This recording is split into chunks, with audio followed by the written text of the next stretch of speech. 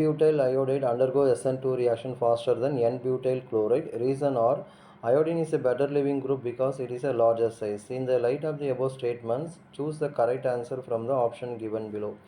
Option 1, both A and R are true, and R is the correct explanation of A.